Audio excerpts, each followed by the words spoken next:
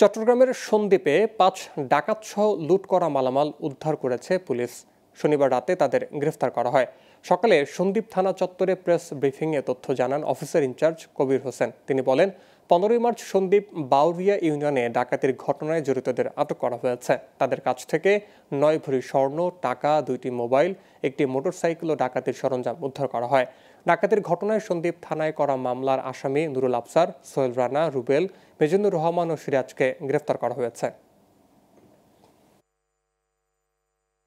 র্যাবের সহযোগিতায় আমরা এই অপর ডাকাত একজন হলো মিজানুর রহমান নিজাম আর একজন হলো সিরাজ, এদের সকলের বাড়ি সন্দ্বীপ। তাদেরকে আমরা গ্রেফতার করি। লুণ্ঠিত মালামালের বিষয়ে তারা আমাদের তথ্য প্রদান করে আমরা তাদেরকে নিয়ে এই ৩ জনকে নিয়ে আমরা রাতের বেলায় অভিযান করি। রাতের বেলা অভিযান করে রাত ১০ ঘটিকার সময় আমরা দুপারহাট দিলীপ বণিকের দোকান হতে আমরা ৯ ভরি ২ আনা গলিত স্বর্ণ আমরা সেটি উদ্ধার করতে সক্ষম হই এবং সেটা জব্দ তালিকা করি।